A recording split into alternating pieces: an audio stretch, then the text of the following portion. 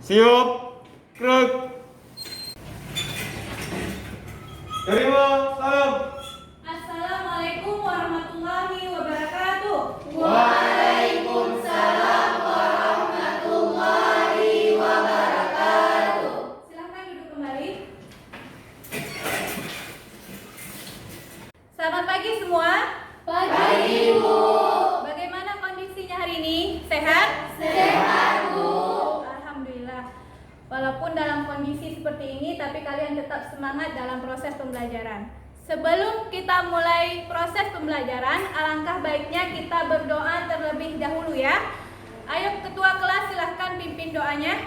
Baik teman-teman, untuk mengawali pembelajaran kita pada hari ini, berdoa mulai.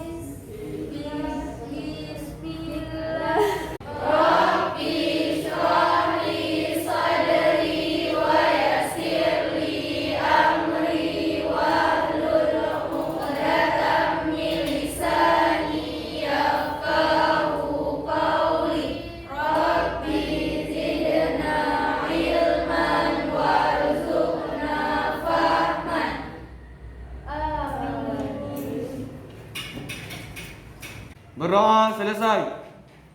Baik, terima kasih Marbawi karena telah memimpin doa untuk hari ini. Selanjutnya, sebelum kita mulai proses pembelajaran, Ibu ingin mengecek dulu kehadiran kelas kita. Siapa yang tidak masuk? Rehan sakit, Bu. Berarti cuma Raihan yang tidak masuk hari ini. Kita doakan sama-sama semoga Raihan bisa cepat kembali dan cepat sehat untuk mengikuti proses pembelajaran hari ini. Amin. Baik, sebelum kita mulai pembelajaran, silahkan keluarkan buku-bukunya, buku paket. Keluarkan agar kita mulai proses pembelajaran.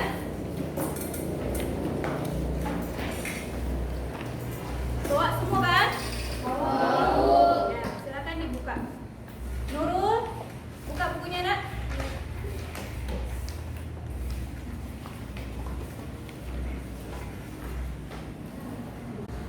Minggu kemarin kita belajar materi apa? Virus. Ya, tentang virus. Tepatnya tentang sejarah penemu virus, kemudian ciri-ciri virus dan struktur tubuh virus. Siapa yang masih ingat tentang materi minggu kemarin? Saya, Bu. Baik, silakan Fitrah untuk menjawab. Pada pertemuan sebelumnya, kita membahas tentang materi virus. Virus berasal dari kata virion, yang artinya racun. Virus dikatakan racun karena umumnya virus tersebut sifatnya merugikan dan dapat menyebabkan penyakit.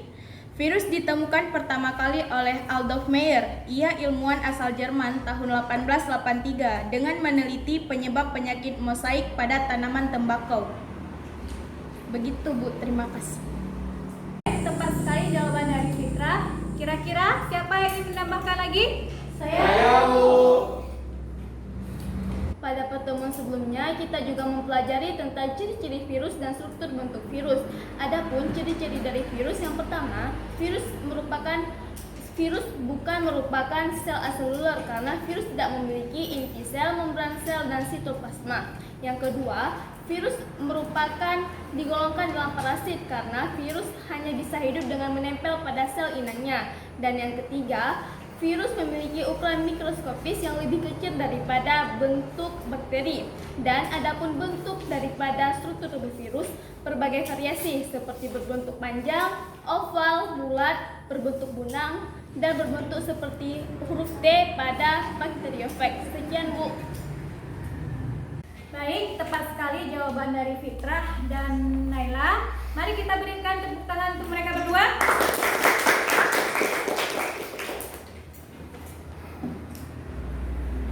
Siapa yang masih ingat virus itu termasuk makhluk hidup atau benda mati? Saya, Bu. Ya, silahkan Ainun. Virus dapat digolongkan ke dalam makhluk hidup dan benda mati.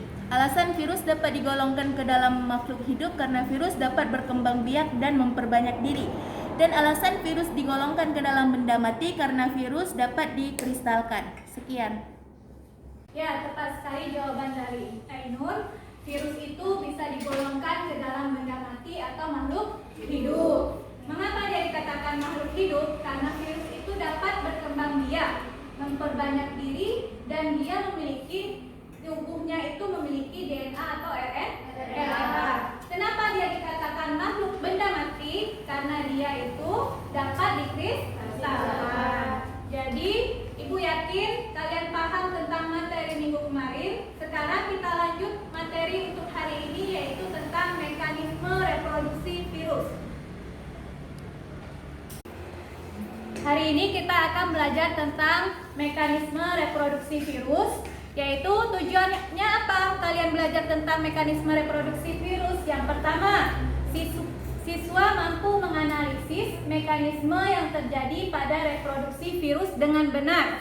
Kemudian yang kedua, menganalisis tahapan reproduksi virus antara siklus litik dan siklus lisogenik. Kemudian yang ketiga, kalian mampu membuat laporan hasil analisis terkait mekanisme reproduksi virus dengan tepat. Ya, sekarang silahkan kalian lihat studi kasus yang sudah Ibu tampilkan di depan. Ini kira-kira sakit apa? Flu, ya. Pernah kalian kena flu tidak? Ya, rata-rata kita itu semua itu pasti pernah terserang oleh penyakit flu. Apalagi sekarang itu musim hujan, musim yang sering orang yang terkena flu. Lihat, studi kasusnya ada teman kita namanya Intan, seorang siswa SMA Negeri 1 Batu, sudah semenjak 3 hari ini tidak hadir ke sekolah dikarenakan dia sakit. Intan menderita gejala seperti demam, menggigil badannya, kemudian sakit kepala, nyeri otot, hidung tersumbat, serta bersin-bersin. Kemudian Intan ini berobat ke dokter dan diagnosis oleh dokter itu Intan itu menderita penyakit flu, ya, atau influenza, dan disarankan dalam beberapa hari ini harus beristirahat dengan total karena virus itu sifatnya menular. Ya, ada beberapa pertanyaan di sini. Silakan kalian amati virus apa yang dapat menyebabkan penyakit influenza. Kemudian, bagaimanakah cara virus tersebut dapat menginfeksi dan berkembang biak memperbanyak diri di dalam tubuhnya? Bagaimana virus tersebut dapat menyerang tubuh kita? Hari ini kita akan belajar secara bersama-sama, ya.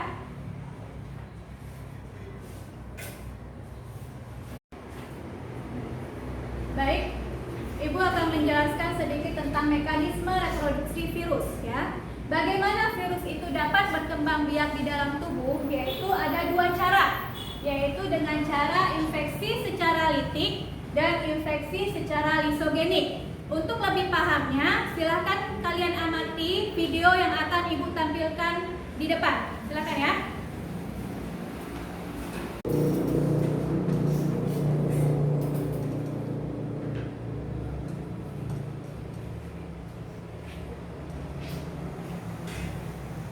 In a lysogenic cycle, viral nucleic acid becomes part of the host cell's chromosome and is replicated with it.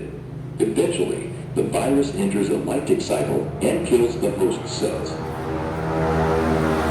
bacteriophage attaches to a bacterial host cell by locking onto a specific receptor site on the surface of the host cell. The virus then injects its DNA into the host cell. Once inside the cell, the viral DNA inserts itself into a specific site in the chromosome of the host cell.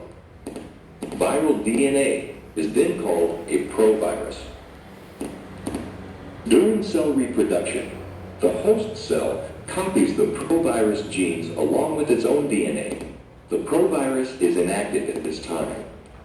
When the cell divides, both the host genes and the provirus genes are passed on to the two daughter cells. At any time, a provirus may leave the host chromosome and enter a lactic cycle. When this happens, the host cell's DNA is broken down and new virus parts are produced and assembled. Eventually, the cell ruptures and new virus particles are released. Is a viral reproductive cycle in which a virus takes over all metabolic activities of a cell, replicates itself many times, then destroys the host cell. A bacteriophage attaches to a bacterial host cell by recognizing and locking onto a specific receptor site on the surface of the host cell. The virus then injects its DNA into the host cell. The empty coat remains outside the cell. Inside the cell, the viral DNA breaks down the host cell's DNA. The virus then takes over the total metabolic activities of the host cell. By using the raw materials present in the cell, the viral DNA directs the production of new virus parts. The newly produced viral components are assembled into complete new virus particles.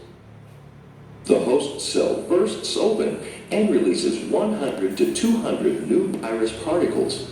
These new particles can begin another cycle by infecting nearby cells.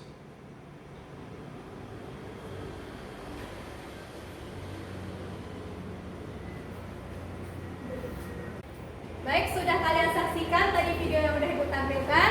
Sudah, Bu. Virus apa tadi bentuknya? Bakteriofag. Virus bentuk T ya, huruf T, yaitu tepatnya bakteriofag yang menyerang tubuh organisme lain. Sekarang untuk tugas lebih jelasnya, mari kita buat kelompok untuk belajar bersama-sama. Ibu akan membuat kalian menjadi 3 kelompok.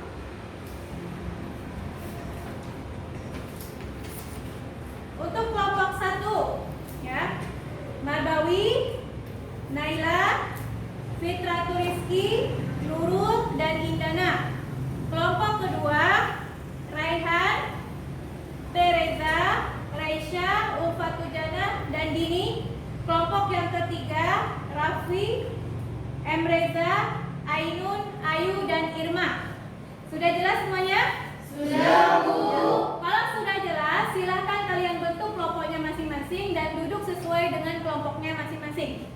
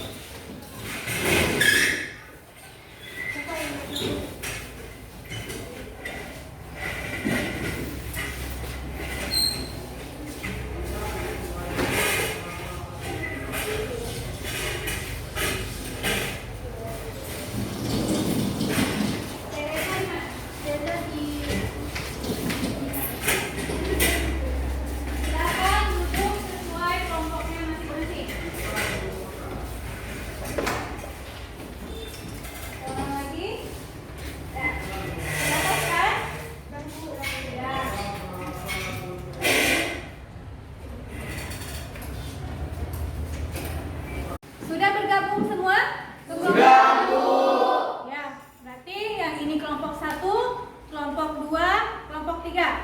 Sekarang Ibu akan membagikan kalian masing-masing kelompoknya LKPD yang wajib dikerjakan dan didiskusikan bersama kelompoknya masing-masing. Untuk kelompok 1.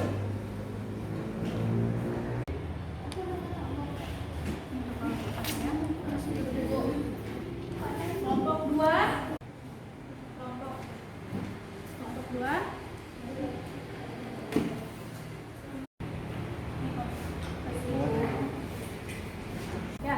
Sekarang coba dibuka LKPD-nya, lihat petunjuknya yang ada di LKPD masing-masing. Ada petunjuknya? Ada. Silakan kalian baca. Untuk kelompok 1, silakan kalian kerjakan dan analisis soal nomor 1, ya.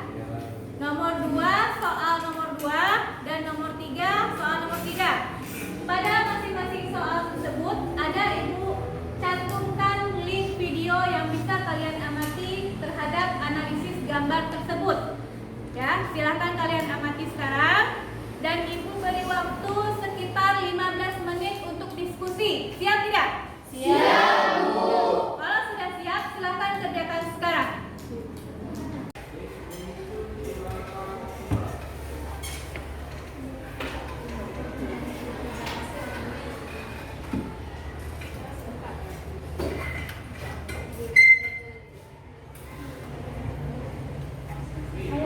Coba buka videonya. Kalian amati video yang Ibu berikan.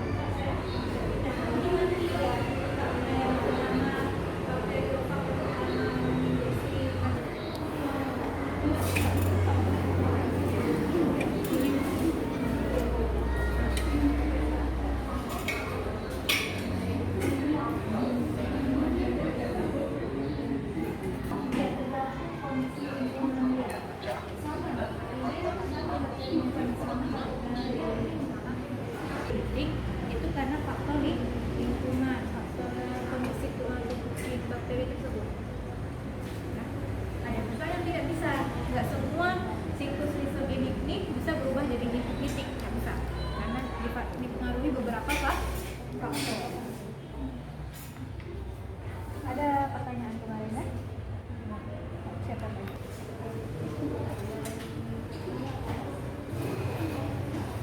Kalau ada pertanyaan silakan tanya Ibu ya. Yang tidak dipahami silakan ditanyakan.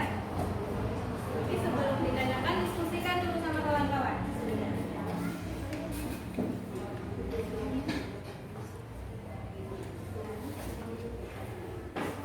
Kalau sudah tahu jawabannya silakan kerjakan di LKPD-nya, isi di LKPD-nya masing-masing.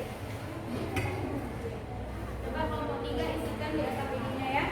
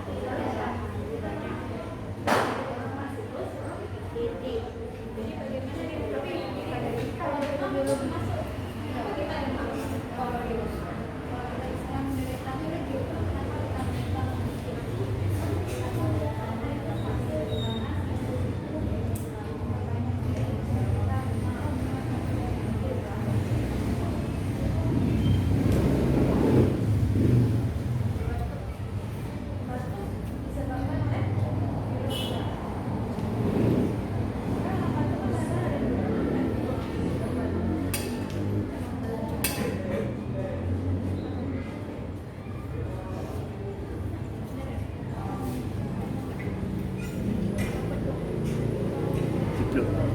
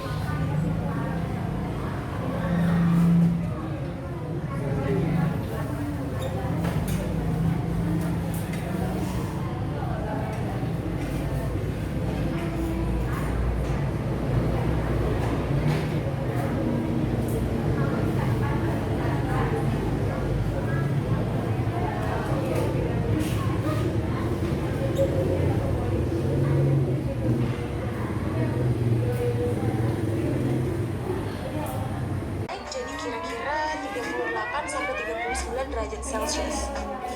Setelah itu, hidung mampet dan nyeri seluruh badan, terutama di bagian sendi sama tenggorokan. Terus kita jadi cepet capek, pusing, mata merah, bahkan bisa juga sampai berair. Gejala itu timbul soalnya sel-sel di bagian kantong kita, atau bisa juga nyebar ke seluruh sistem tubuh. Kebanyakan virus nyebar dan nyampai ke organ yang dituju itu melalui peredaran darah atau jaringan syaraf. Nah, kalau kita kena infeksi virus, biasanya gejala-gejala yang dihasilkan nggak langsung muncul.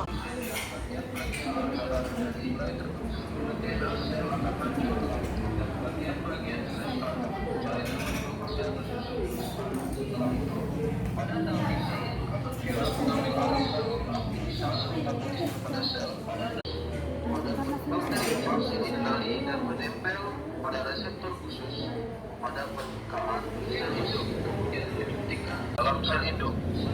Di dalam sel induk, DNA virus menghancurkan kemudian DNA sel induk.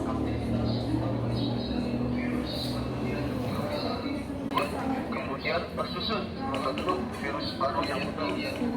Sel induk kemudian pecah dan menyebarkan 100 sampai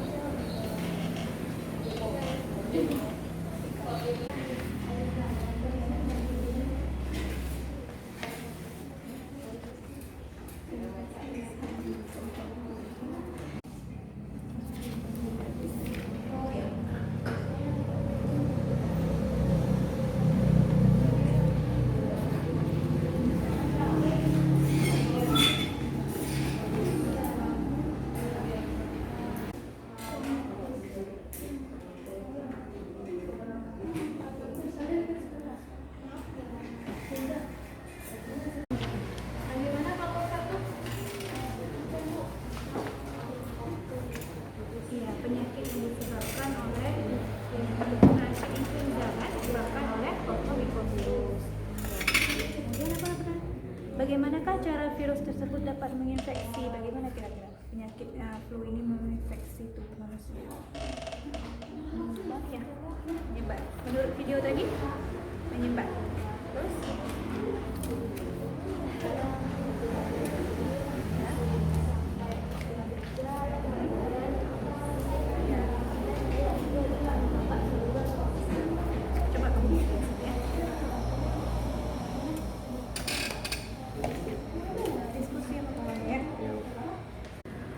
Kelompok 2 bagaimana?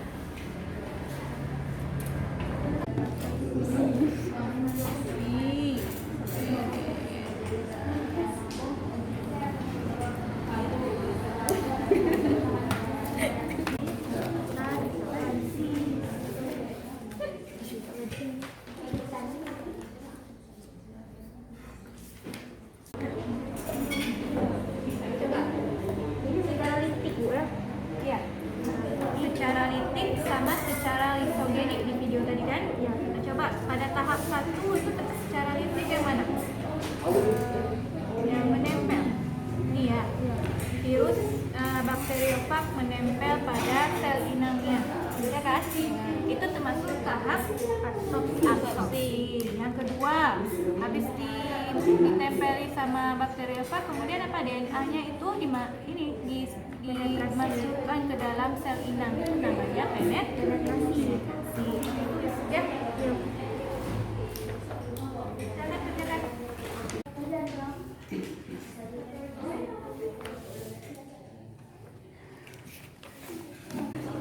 Ya, kelompok 3 tentang apa ya? Tentang siklus, tentang perbedaan kan siklus litik sama lisogenik dari video ini. Kira-kira apa? Yang pertama, coba.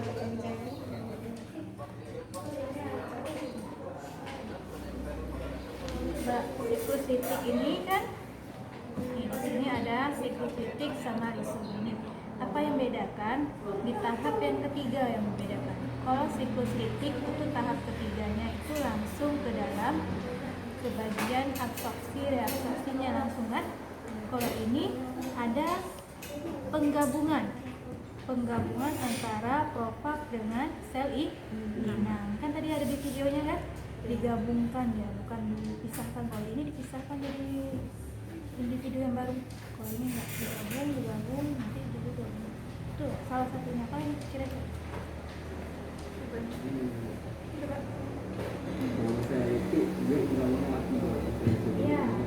Ya, kalau litik itu sel inang yang pertama kali menempel pada ini bakteriofag yang menempel pada sel inang, kan DNA-nya sudah masuk ke sini. Ya, sudah masuk ke DNA ke sini, sel inangnya yang nggak ada DNA lagi mati dia. Ya, akan lisis dia. Beda sama yang lisogenik. Lisogenik sel DNA-nya sudah kuat, tapi dia sel inangnya tidak mati, bakteriofag yang pertamanya. Ada lagi? Ayo silakan dikerjakan. Baik, karena waktunya sudah 15 menit, sekarang waktunya kita presentasi untuk di depan kelas. Siapa kelompok berapa yang sudah siap? Saya, Bu. Ya, tadi kelompok 1 yang belum siap. Silakan maju ke depan, Nak.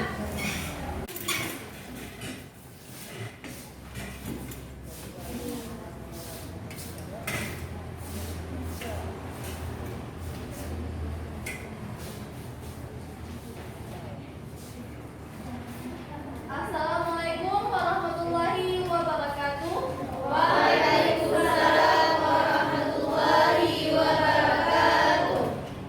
Kenalkan saya Ulang. Bebas 1, 2, 3. 1, 2, 3. Perkenalkan, saya Naila, perwakilan dari kelompok 1 akan mempresentasikan studi kasus yang pertama tentang seorang siswa SMA Negeri 1 Meru yang tidak dapat hadir ke sekolah karena menderita sakit influenza. Seperti yang kita ketahui, flu atau influenza merupakan penyakit yang disebabkan oleh virus yang menyerang atau menginfeksi saluran pernapasan. Penyakit influenza disebabkan oleh virus ortomycovirus. Virus ini berbentuk bulat, memiliki diameter 80 sampai dengan 120 nanomilimeter dan termasuk virus RNA. Gejala pertama yang dapat kita rasakan ketika sakit influenza, yang pertama demam tinggi, suhu badan naik sampai dengan 40 derajat, hidung tersumbat, nyeri pada tubuh, mudah lelah, pusing, mata merah dan berair. Gejala-gejala ini ditimbulkan akibat sel-sel di badan mati akibat virus tersebut.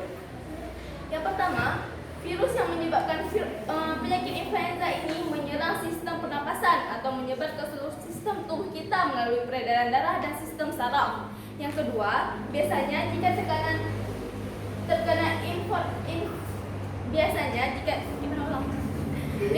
jika kita terkena infeksi virus ini, maka gejala-gejala tidak langsung muncul.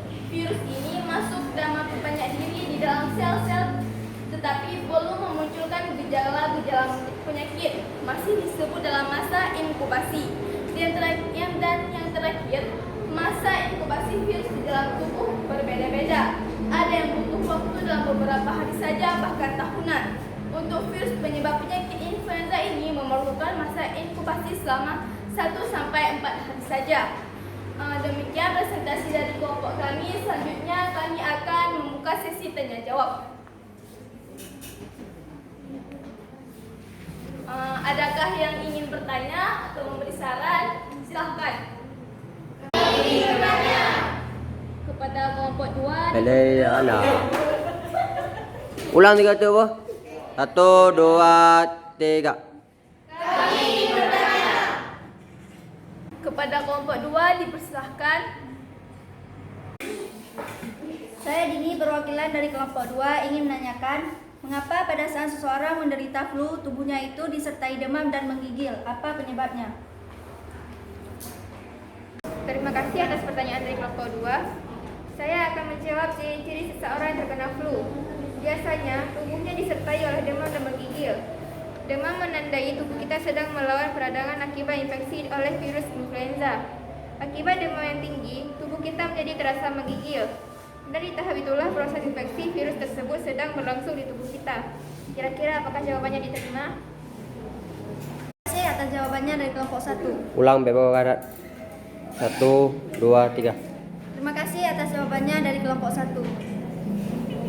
Selanjutnya kepada kelompok 3 dipersilahkan. Saya Irma dari kelompok 3 ingin memberi pertanyaan. Bagaimana cara kita untuk menghindari agar tidak tertularnya virus influenza tersebut? Terima kasih. Baik, terima kasih atas pertanyaannya. Saya akan menjawab pertanyaan dari kelompok 3. Cara yang paling mudah untuk mencegah flu adalah menjaga kebersihan sendiri dan lingkungan.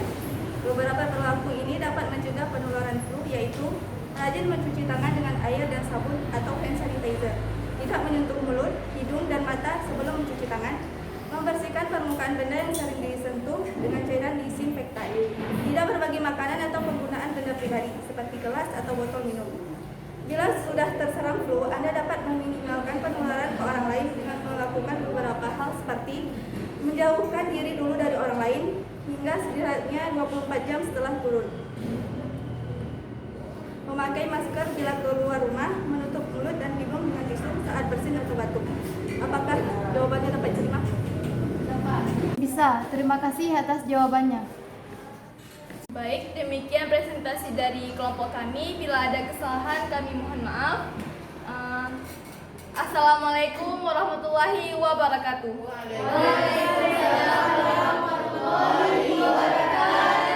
Baik, terima kasih untuk kelompok 1 yang telah mempresentasikan hasil kerja diskusinya. Mari kita berikan tepuk tangan untuk kelompok 1.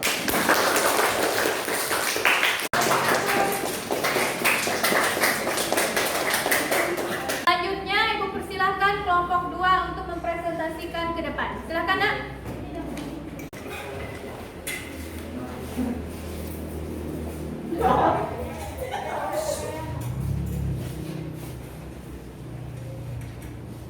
Assalamualaikum warahmatullahi wabarakatuh.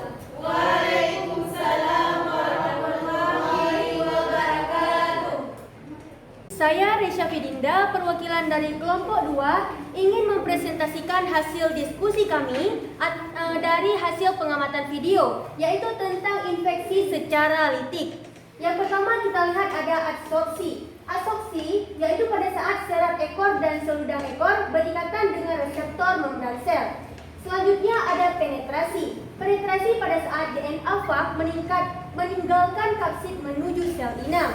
Yang selanjutnya ada sintesis, yaitu DNA fag diproduksi bersama protein fag. Yang selanjutnya, yang keempat ada perakitan, yaitu perangkat virus seperti kapsid diproduksi. Dan yang terakhir ada lisis, yaitu virion melepaskan diri. Selanjutnya ada infeksi secara lisogenik.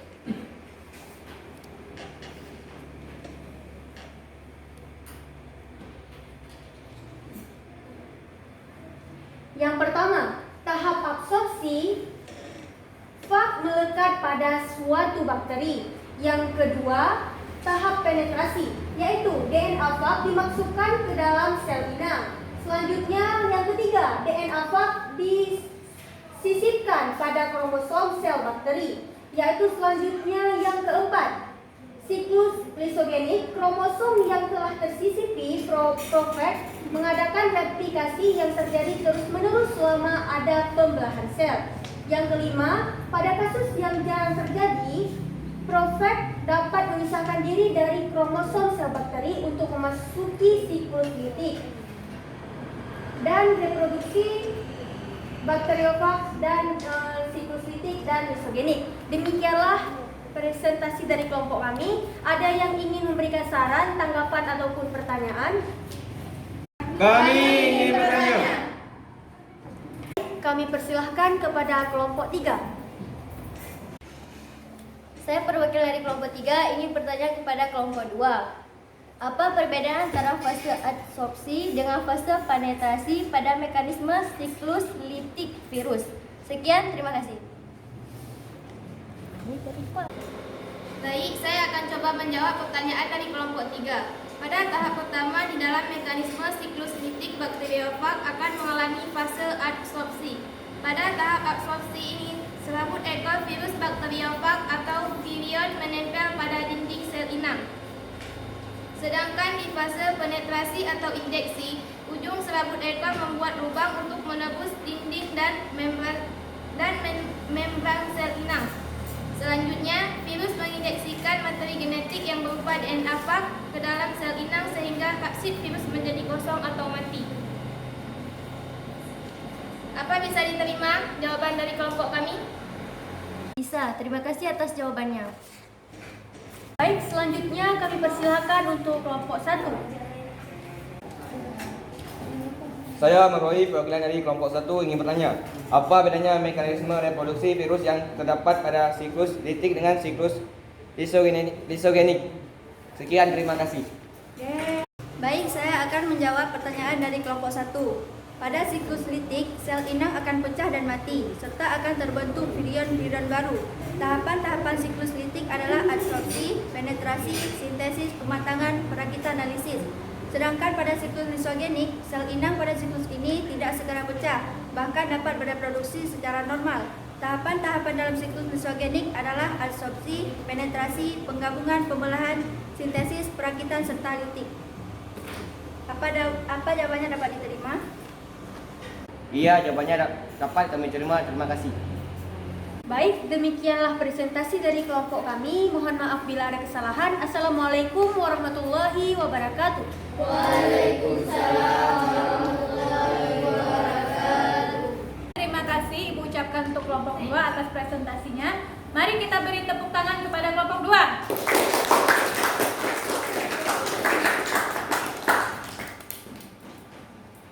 Selanjutnya, Ibu persilahkan kelompok terakhir yaitu kelompok 3 untuk mempresentasikan hasil diskusinya. Silakan, Nak.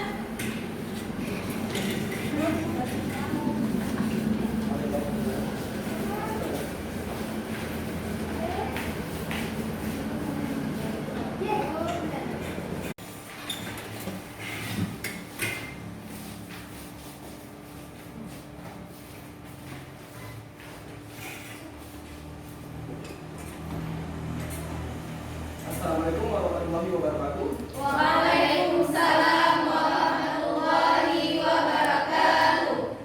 Saya Raffi Berki, perwakilan dari kelompok 3 akan mempresentasikan hasil kerja diskusi kelompok kami tentang soal nomor 3, yaitu perbedaan siklus litik dan lisogenik. Nah, pada artian siklus replikasi virus di mana sel inang akan mengalami lisis atau kematian pada akhir masa siklusnya. Dan pada siklus lisogenik, siklus replikasi virus di mana sel inang tidak mengalami kematian pada akhir siklus karena mempunyai virulensi. Nah, pada kondisi awal atau 5 tahapan, pada siklus litik terdapat 5 tahapan, yaitu absorpsi, injeksi, sintesis, perakitan, dan litik. Pada siklus lisogenik memiliki 7 tahapan, yaitu absorpsi, injeksi, penggabungan, pembelahan, sintesis, perakitan, dan litik. Siklus litik bersifat non-virulen dan siklus lisogenik bersifat virulen. Pada waktu siklus litik memiliki waktu yang relatif lebih singkat dibandingkan dengan waktu siklus lisogenik karena memiliki waktu yang relatif lebih lama. Kemudian perbedaannya terdapat pada proses akhir, sel inang akan mengalami lisis atau kematian. Dan pada siklus lisogenik, pada proses akhir, bakteri liofag masih dapat menjalankan aktivitas biasa seperti membela. Sekian, kami akan membuka sesi diskusi atau tanya jawab. Apakah ada yang ingin bertanya? Kami ingin bertanya. Silakan kelompok 2 berikan pertanyaannya. Delat, Bagarat, ulang 1, 2, 3. Ya, silakan kepada kelompok 2 untuk memberikan pertanyaannya. Saya Reza, perwakilan dari kelompok 2 ingin bertanya. Faktor apa saja yang menyebabkan siklus lisogenik dapat berubah reproduksinya menjadi siklus litik?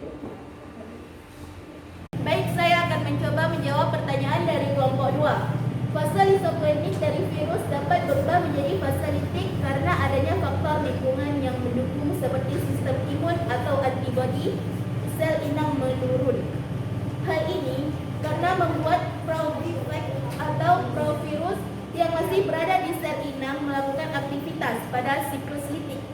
Pada akhirnya, profag atau provirus dapat mematikan sel inang dengan tahap lisis pada siklus litik. Apakah dapat diterima jawabannya? Ya, jawabannya dapat saya terima. Terima kasih. Baik, apakah masih ada lagi yang ingin bertanya? Tidak. Tidak ada. Jika tidak, maka kami akan menutup sesi diskusi kelompok kami. Assalamualaikum warahmatullahi wabarakatuh. Waalaikumsalam warahmatullahi wabarakatuh. Baik, terima kasih atas kelompok 3 presentasinya. Mari kita berikan tepuk tangan.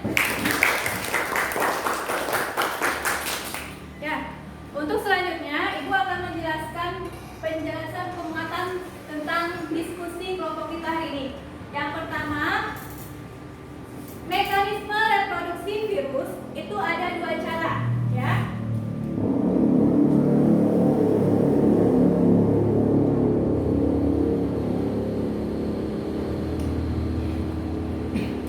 Ya, silakan perhatikan ke depan semua. Ada 2 cara, yaitu yang pertama siklus Litik. litik, ya. Kemudian yang kedua adalah siklus lisogenik. Ya. Pada tahap siklus litik itu ada 5 tahapan yang terjadi pada mekanisme reproduksi virus. Di sini singkat saja biar gampang, yaitu adi, sipelit. Ya, ingat aja adisipelit tingkatannya. A itu untuk apa? Absorpsi. Yaitu di tahap absorpsi itu adalah tahap di mana bakteriofag menempel pada sel inang. Itu tahap absorpsi. Yang kedua, di.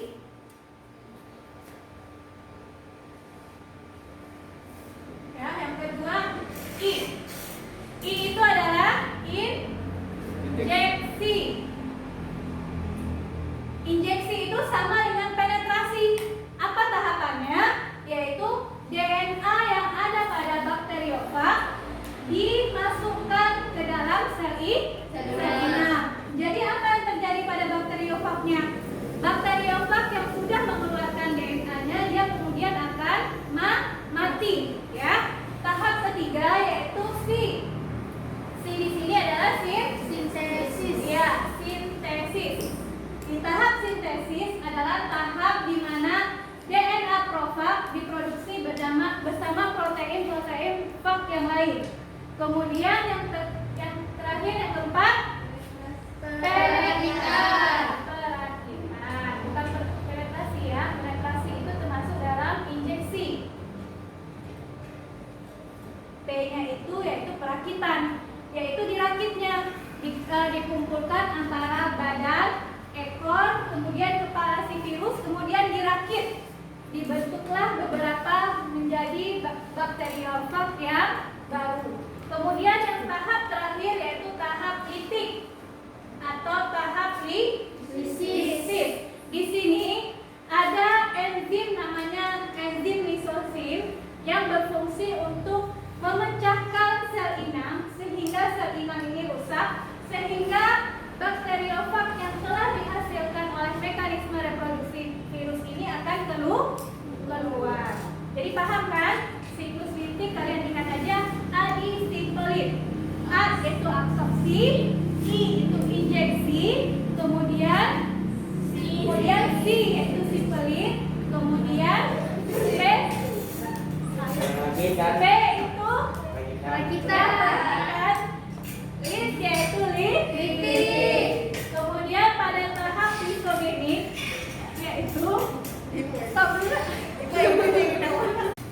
Ya, jadi kalian ingat saja siklus litik itu ada 5 tahapan, yaitu absorpsi, kemudian I itu injeksi atau penetrasi, kemudian C yaitu sintesis, P untuk perakitan, dan lit yaitu untuk lisis atau lisis. Beda dengan apa bedanya siklus litik sama lisogenik?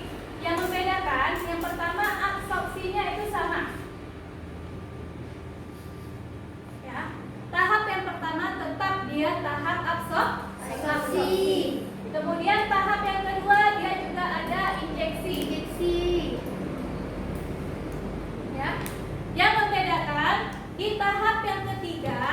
itu ada tahap gabungan.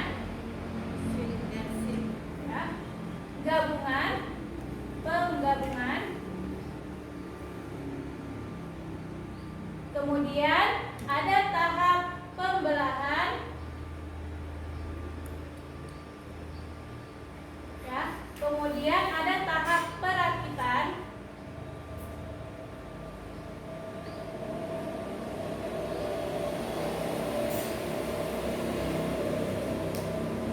Dan terakhir yaitu tahap litik.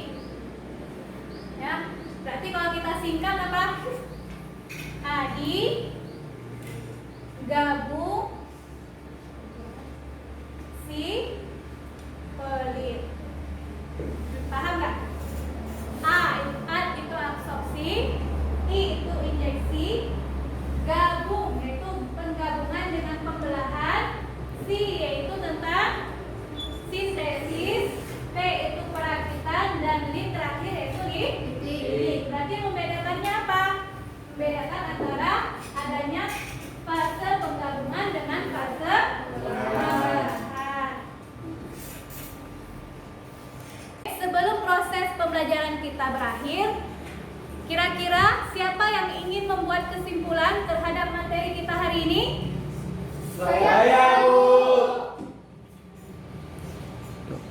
Silakan Raffi untuk membuat kesimpulan. Bahwa mekanisme reproduksi itu terdapat dua tahapan, Bu, yaitu yang pertama siklus litik.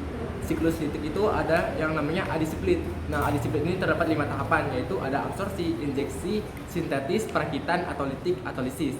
Nah, yang tahap kedua adalah siklus lisogenik. Siklus lisogenik terdapat 7 tahapan, Bu, yaitu ada absorpsi, injeksi, penggabungan, pembelahan, sintetis, perakitan dan litik. Sekian, Bu. Terima kasih. Terima kasih Ibu ucapkan kepada Rafli yang telah membuat kesimpulan. Kira-kira siapa yang ingin menambahkan lagi? Saya, Bu. Ya. Coba Gina, silakan. Yang saya pelajari hari ini adalah bagaimana cara virus dapat berkembang biak dalam tubuh manusia. Karena secara umum virus itu bersifat patogen atau merugikan. Ibu ucapkan terima kasih kepada Gina telah memberikan kesimpulan. Baik, selanjutnya Ibu akan menyimpulkan pembelajaran kita hari ini. Yang pertama, virus merupakan dan mempunyai kemampuan berkembang biak atau memperbanyak diri. Proses replikasi virus itu disebut yaitu proses replikasi. Yang kedua, replikasi virus terjadi secara dua cara, yaitu secara litik dan secara lisogenik. Pada siklus litik, sel inang akan pecah dan mati serta akan terbentuknya virion-virion yang baru. Sedangkan pada tahap secara litik, yaitu tahapan yang pertama absorpsi, penetrasi atau injeksi, sintesis, pematangan atau perakitan, serta litik. Sedangkan pada siklus lisogenik, yaitu replikasi genom virus tidak menghancurkan sel inang. Tahapan-tahapan yang ada pada siklus lisogenik, yang pertama tahapan absorpsi, kemudian penetrasi atau injeksi, penggabungan yang membedakannya adalah kemudian pembelahan, sintesis, perakitan, serta litik. Terima kasih Ibu ucapkan kepada Gina yang telah membuat review tentang pembelajaran kita hari ini. Baik, sebelum kita mengakhiri pembelajaran kita hari ini, Ibu akan membagikan kalian soal evaluasi yang harus kalian kerjakan dalam waktu 5 menit. Ya, kerjakan masing-masing tanpa melihat ke kawannya dan tanpa lihat buku ya, tutup bukunya ya. Berarti sekarang Ibu akan bagikan soal evaluasi yang harus kalian kerjakan.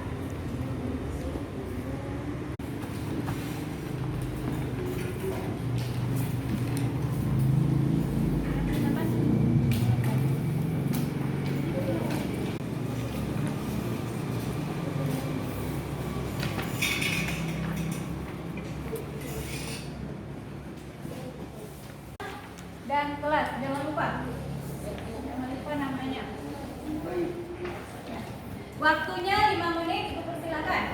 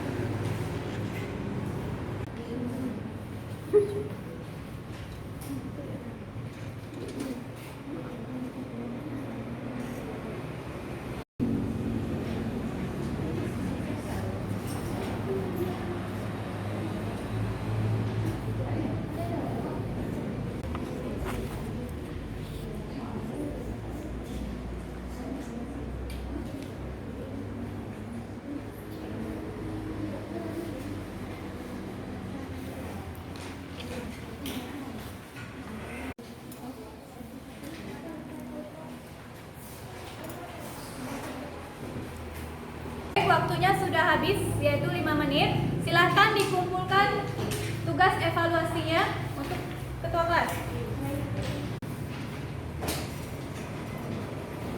Oke.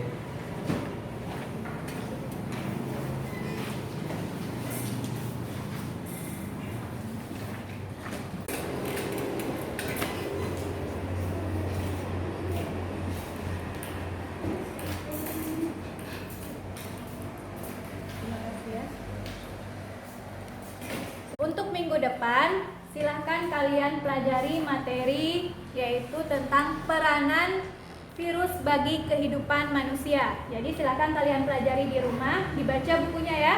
Boleh buka internet juga kalian pelajari sebelum kita mulai pembelajaran untuk minggu depan. Kemudian, stop dulu. Apa lagi? Sebelum Ibu akhiri, Ibu tidak bosan-bosannya menjelaskan bagi kalian untuk mengajak kita menjaga protokol kesehatan, yaitu dengan cara 5M. Yang pertama, memakai masker, kemudian mencuci tangan dengan menggunakan sabun, kemudian menjaga jarak, kemudian menghindari kerumunan dan menjauhi mobilitas, ya. Kemudian selanjutnya, sebelum kita mengakhiri proses pembelajaran hari ini, lebih baik kita berdoa dahulu ya. Silakan ketua kelas untuk memimpin doanya. Baik teman-teman, untuk mengakhiri pelajaran kita pada hari ini, berdoa mulai. Bismillahirrahmanirrahim. Rabbana atina fid dunya hasanah wa fil akhirati hasanah wa qina azabannar. Berdoa selesai. Dengan berakhirnya doa yang disampaikan oleh Marbawi, berarti berakhir pula pembelajaran kita hari ini. Dan Ibu akhiri, Assalamualaikum warahmatullahi wabarakatuh.